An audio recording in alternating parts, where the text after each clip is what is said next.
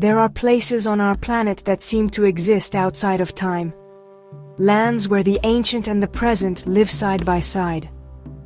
Morocco is such a place.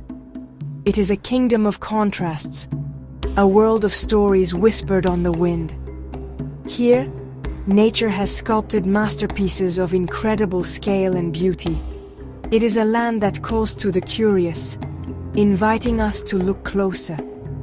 We are invited to listen to its secrets. We are invited to witness its extraordinary life. This is not just a journey across a map. It is a journey into the very heart of our world's enduring magic and its profound, timeless rhythms. This land holds wonders that defy simple description. Imagine a sea of sand that stretches to the horizon, forever changing its shape. Picture mountains that pierce the sky, their peaks covered in snow. Think of cities that are living museums, their alleyways echoing with centuries of history. Morocco is all of this and more. It is a place where every corner turned reveals a new spectacle. Every sound carries a story. The air itself seems thick with anticipation. We must tread softly here, with senses wide open, for the marvels of this land are revealed not in a rush, but in quiet moments of observation. To truly understand this place, one must experience its immense scale.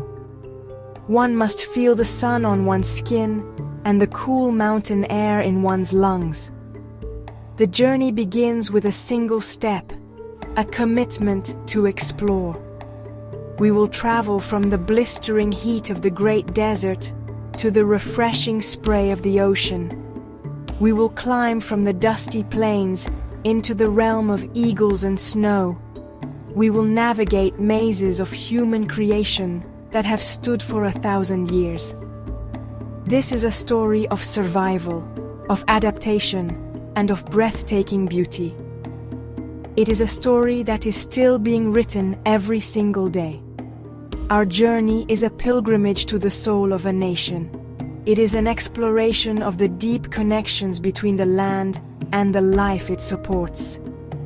We will witness how every creature, from the smallest beetle to the largest bird of prey, has found its place in this challenging environment. We will see how water gives life and how the wind shapes the world. It is a reminder that we are all part of a grand, interconnected tapestry. Let us now begin, with reverence and with awe, to uncover the wonders of this extraordinary kingdom, a land that has captivated travelers, poets, and dreamers for millennia. Our journey begins where the land meets the sky in a shimmering haze of heat. We arrive at the edge of the Sahara. This is no ordinary desert. It is an ocean of sand, a vast and silent kingdom.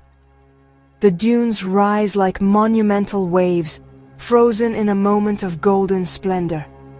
They are sculpted not by water, but by the patient, persistent hand of the wind. Standing here, you feel a sense of profound solitude.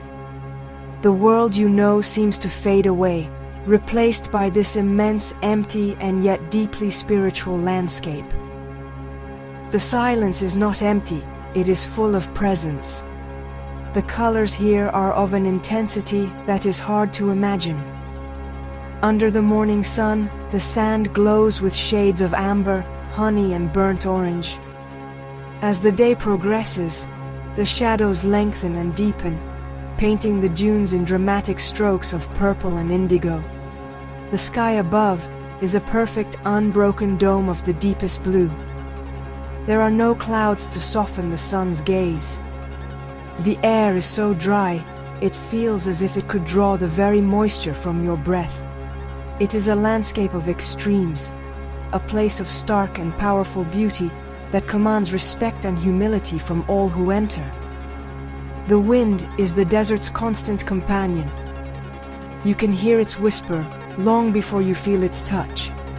It is a restless spirit, always moving, always reshaping the world around it.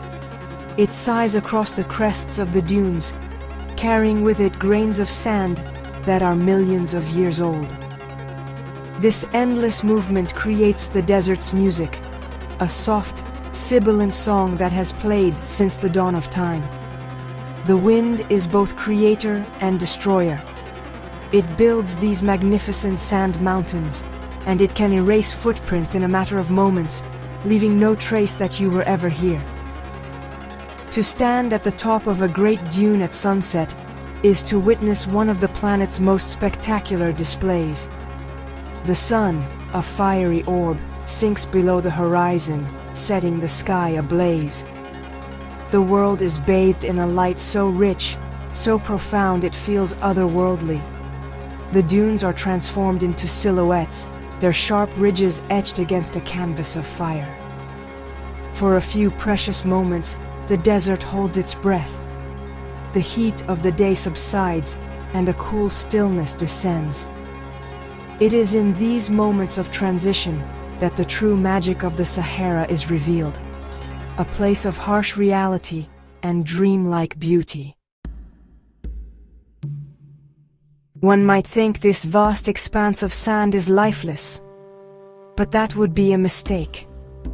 The Sahara is full of life, but it is a life that is hidden, patient, and incredibly resilient. To survive here requires extraordinary adaptations. Creatures have learned to live with very little water and to endure extreme temperatures. They are masters of camouflage and conservation. At first glance, the dunes appear empty. But if we wait and watch closely, the desert begins to reveal its secrets. Life emerges from beneath the sand, a testament to its tenacity. Look here. A fennec fox, its enormous ears acting as radiators to cool its body.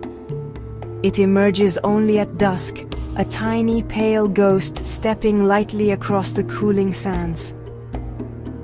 Those ears are not just for cooling. They are sensitive instruments, able to detect the faintest sound of prey, perhaps a beetle or a lizard, moving beneath the surface. It moves with a delicate, almost silent grace, its padded feet leaving barely a mark. In this harsh world, every movement must have a purpose, and every drop of energy is precious. The fox is a perfect example of life shaped by its environment. Even the insects have developed remarkable strategies. The darkling beetle is a master of harvesting moisture. In the early morning, before the sun becomes too fierce, it will climb to the top of a dune. It stands on its head, facing into the faint breeze that carries moisture from the distant sea. Droplets of water from the fog condense on its back and trickle down into its mouth. It is a delicate and ingenious dance for survival. A tiny creature performing a daily miracle to collect the few drops of water it needs to live another day in this arid world. And what of the plants? They too have found ways to endure. Their roots run deep, searching for any trace of subterranean moisture. Some plants can remain dormant for years, appearing as dry, dead twigs, only to burst into life with a brief, unexpected shower of rain. When it does rain, a rare and celebrated event, the desert undergoes a miraculous transformation. For a few short days, the landscape is carpeted with a flush of green and dotted with the colors of tiny, delicate flowers. It is a fleeting but spectacular celebration of life's unyielding will to survive. Leaving the golden sea of the Sahara behind, our journey takes us north, towards a formidable barrier: the Atlas Mountains. They rise from the plains like great, jagged teeth, a wall of rock and stone that separates the desert from the sea. These are not gentle, rolling hills. They are dramatic, rugged, and imposing. Their peaks, some of the highest in North Africa, are often dusted with snow, a startling contrast to the sun-baked lands below. This is a world of vertical landscapes, of deep gorges, sheer cliffs, and high, lonely plateaus where the air is thin and clear. The mountains are the water towers of Morocco. The snow that crowns their peaks in winter melts in the spring, giving life to the rivers that flow down into the valleys and plains. You can hear the sound of this life-giving water everywhere. It rushes through deep canyons, tumbles over waterfalls, and murmurs in small streams that irrigate the terraced fields carved into the hillsides. This sound of flowing water is the mountain's heartbeat.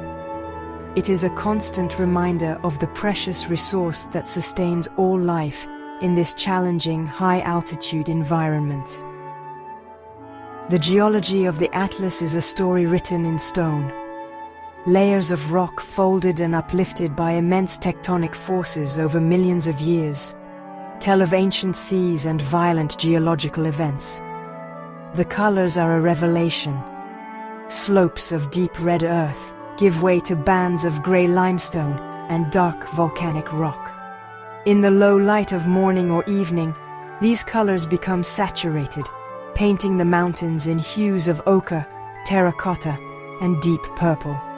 It is a landscape that feels primal and untamed, a place where one can feel the immense power and age of the earth itself. As we ascend, the world changes.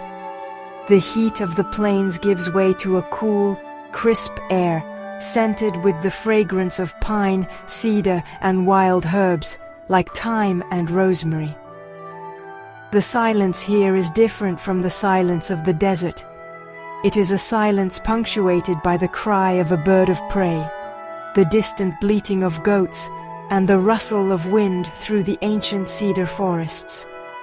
This is a vertical world, a kingdom in the clouds where the views stretch for hundreds of miles, and the sense of space and freedom is absolute.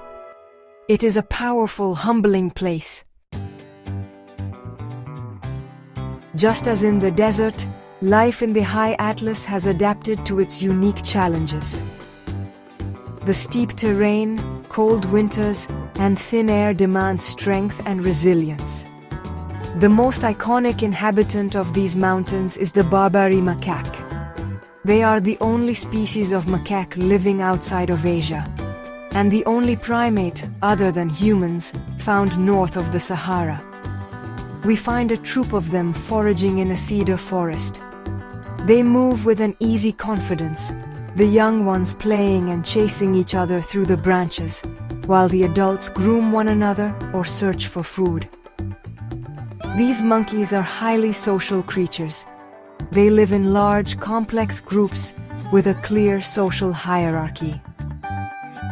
Watching them, one is struck by their intelligence and their intricate social interactions.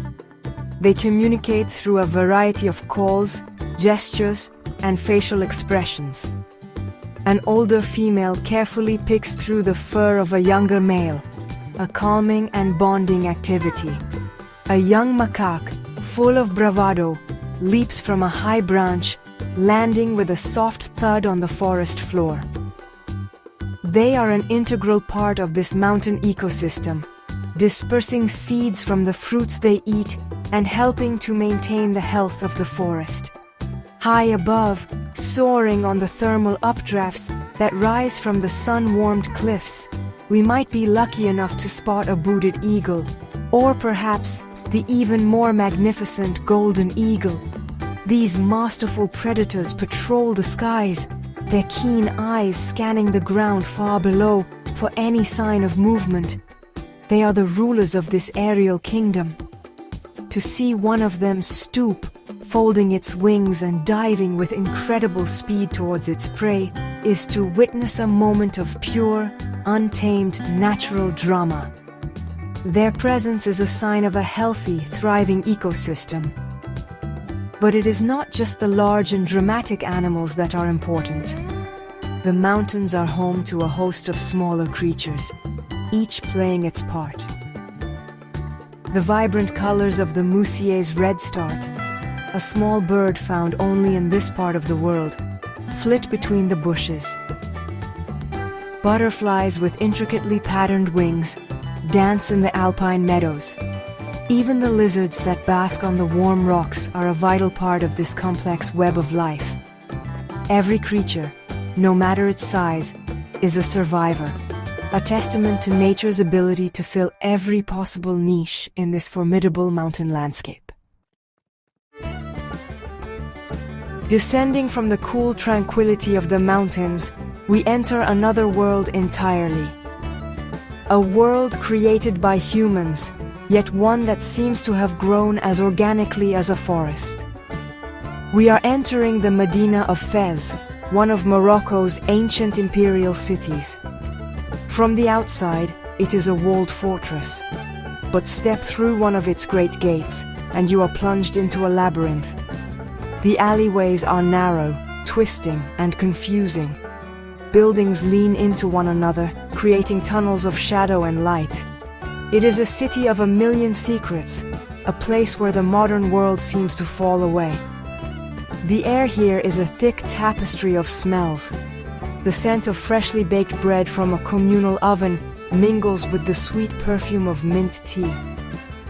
The sharp, pungent aroma of spices, cumin, turmeric, and paprika, piled high in colorful mounds, drifts from the souks. There is the earthy smell of raw leather from the tanneries and the delicate fragrance of orange blossom water. It is an overwhelming sensory experience, a key part of the Medina's identity. Each scent tells a story of a trade, a craft, or a daily ritual that has been practiced here for centuries. This is a city that moves at the speed of a pedestrian or a donkey. There are no cars here. The narrow lanes are too constricted. Instead, goods are transported on the backs of mules and donkeys, their handlers calling out a warning as they navigate the crowds. The sounds are a constant, ever-changing symphony. The rhythmic hammering from the coppersmith's quarter, the call to prayer echoing from a dozen minarets, the chatter of merchants and shoppers, the laughter of children playing in a hidden courtyard. It is the sound of a city that is intensely, vibrantly alive. The Medina is a maze, but it is not chaos. There is a hidden order to it. Different quarters are dedicated to different crafts. Here is the street of the dyers, with colorful skeins of wool hanging up to dry. Over there is the square of the carpenters, filled with the scent of cedar wood. It is a living museum of traditional craftsmanship, where skills have been passed down from generation to generation. To wander through these alleyways is to travel back in time, to witness a way of life that has remained remarkably unchanged for over 1,000 years. In the heart of Marrakech, another of Morocco's great cities, lies the Jemaa El Fna. By day, it is a large open square, home to snake charmers and water sellers in colorful costumes. But as dusk falls, it undergoes a magical transformation. Dozens of food stalls are set up, their grills sending plumes of smoke and delicious smells into the evening air. The square fills with people. Storytellers gather circles of listeners, their voices rising and falling with ancient tales. Musicians play hypnotic rhythms on traditional instruments. The square becomes an open-air theater, a vibrant carnival of life. The architecture of these cities is designed for the climate and for privacy. From the narrow public alleyways, one sees only high, windowless walls. But behind an unassuming wooden door may lie a hidden paradise. A riad, a traditional Moroccan house, is built around a central courtyard. This courtyard is open to the sky and often contains a fountain and a garden of citrus trees. All the rooms of the house open onto this private interior space. It is a cool, peaceful oasis, a refuge from the heat and noise of the city streets. Water is a sacred element in these cities, just as it is in the desert and the mountains. It is not just for drinking and washing, it is a symbol of life, purity, and wealth. The gentle sound of water is a constant feature of the ryads and palaces. It trickles from ornate fountains, flows through small channels in the tiled floors, and fills ornamental pools. This use of water is not just practical, creating a cooling microclimate. It is also deeply spiritual and aesthetic. It brings a sense of calm and tranquility to the urban environment, a connection to the natural world. These cities are guardians of knowledge and history. They were once great centers of learning, attracting scholars, scientists, and philosophers from across the known world. The libraries of Fes and Marrakech held vast collections of manuscripts on subjects from astronomy to medicine. The universities, some of the oldest in the world, are architectural marvels. To walk through their courtyards and study halls is to feel the weight of centuries of intellectual and cultural achievement. The whispers of the past are everywhere, in the intricate tilework, the carved plaster, and the very stones of the walls. Our journey now takes us to Morocco's western edge, where the land meets the vast expanse of the Atlantic Ocean. The character of the landscape changes once again. The air becomes soft and humid, carrying the salty tang of the sea. The light is different here, a silvery, diffused light that is reflected off the surface of the water. We follow a coastline of dramatic contrasts. Long, sweeping beaches of golden sand are broken by rugged cliffs and rocky headlands, against which the Atlantic waves crash with relentless power. The ocean has shaped life here for centuries. We visit the coastal town of Essaouira. Its fortified walls, or ramparts, were built to protect it from attack from the sea. You can walk along these walls, with their old bronze cannons still pointing out towards the ocean. The wind here is famous.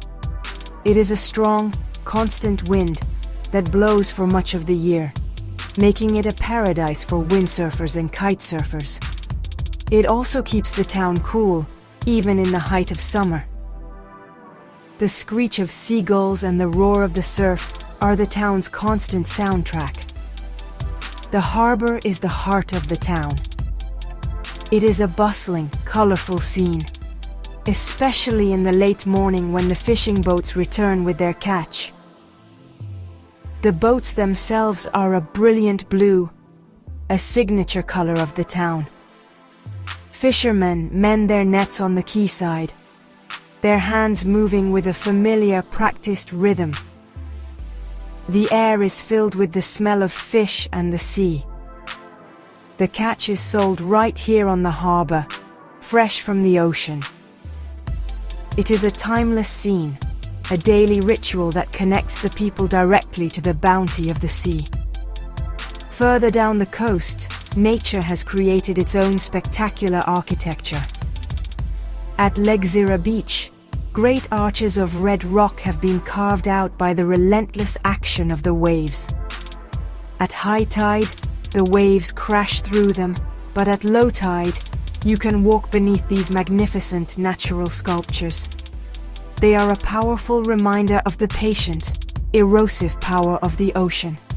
Standing here, watching the sun set through one of these arches, painting the rock and the sea in fiery colors, is an experience of profound and humbling beauty. The Atlantic marks the end of the land, a final dramatic flourish to our journey. Our journey through Morocco has been a journey through landscapes of breathtaking scale and diversity. We have traveled from the silent, golden ocean of the Sahara to the snow-capped peaks of the High Atlas.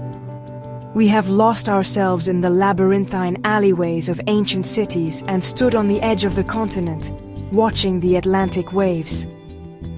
Each of these worlds is a kingdom in itself, with its own unique character, its own climate, and its own specially adapted forms of life. Morocco is not one place, but many places, a mosaic of extraordinary environments. We have seen how life, in all its forms, has found a way to thrive in these often challenging conditions.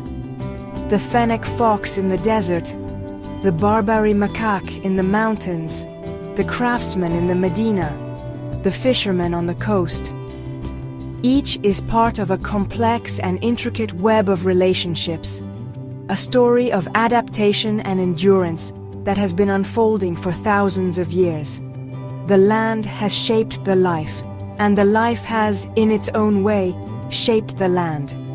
It is a powerful testament to the resilience and ingenuity of the natural world and of humanity's place within it. This is a land that stays with you. The memories are not just of things seen, but of things felt. The intense heat of the desert sun, the cool, pine-scented air of the mountains, the press of the crowd in the souk, the salty spray of the ocean. It is a country that engages all the senses.